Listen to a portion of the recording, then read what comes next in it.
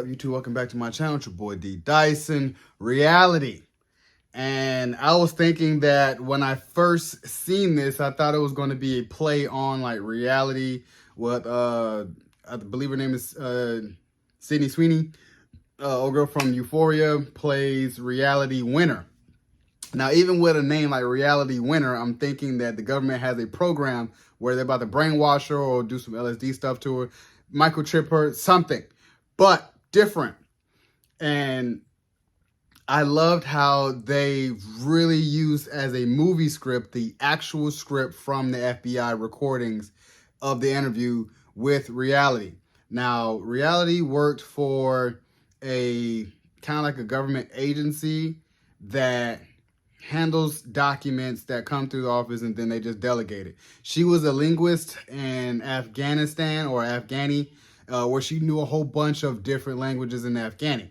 So it's a story of she was trying to be deployed to go Afghan to go do her thing, but really couldn't, just based off of just different things going on in her life. But she was trying to go. So instead, she was just in Augusta, Georgia, working so she can go.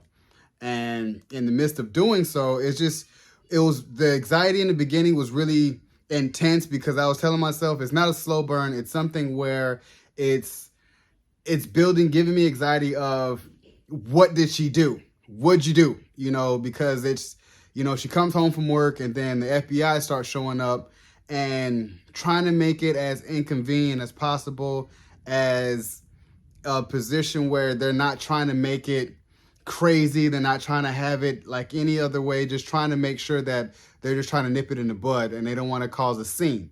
So you're still trying to figure out what the hell did she do? And it's a matter of national security. And as they're talking to her, trying to, you know, they're kind of still, whoa, don't do that. Don't do this. Grab me the phone. Give me the phone. Don't step away. And I'm just kind of like, what did you do for them to treat you this way?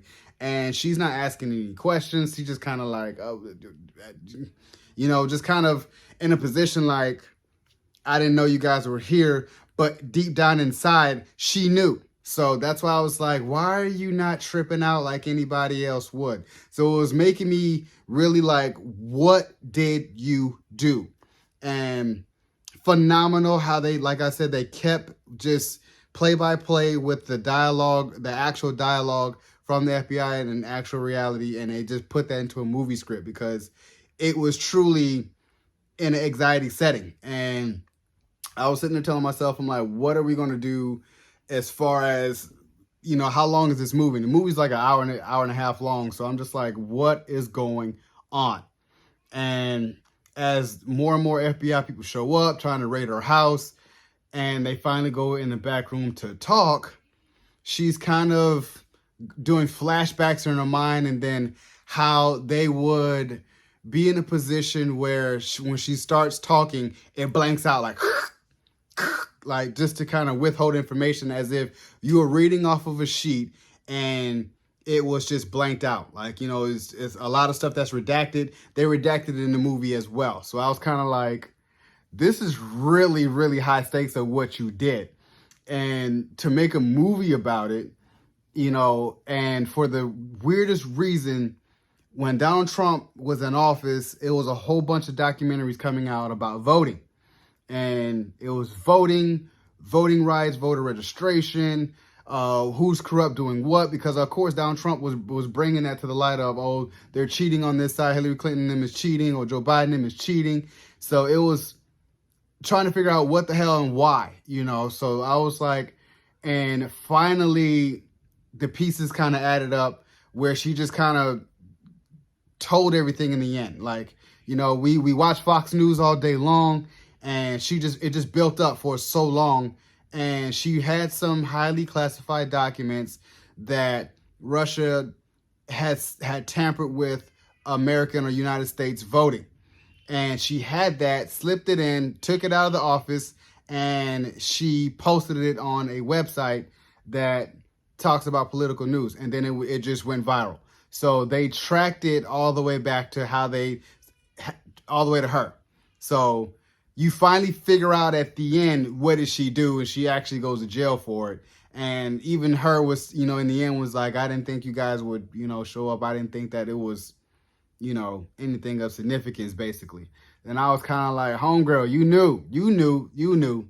But she was just kind of like, I didn't think that it was that severe where you guys would come and do all this, which anybody probably wouldn't. But you working for the government and you have highly classified documents, which you know they're highly classified, and you leak them to the press. But she was telling herself, I'm not a Snowden, which I hope everyone's seen that story in that movie about Jonathan Snowden, where he whistleblowed about what was going on as far as the government looks at everybody, and he couldn't take it no more. So he whistleblowed. Now he lives abroad for the rest of his life. He can never come back to U.S. soil because he's deemed as a traitor. So I sit there and tell myself this could have been that situation scenario, but it wasn't. So she did her, you know, 4.5 years, 5 years in like an institution, a federal military institution. And now she's out, you know. So I was telling myself, crazy bit of anxiety until we finally got to understand what she did. And I was like, very good bio girl from Euphoria, Sydney Sweeney. She did a really, really good job playing reality winner. And it just, from the clothes to the, you know, how she acted, everything, like she embodied it. And I'm here for it. So you guys enjoyed my review of Reality on HBO. Subscribe to my channel, post a comment down below, like the video. It's your boy D Dyson. Peace.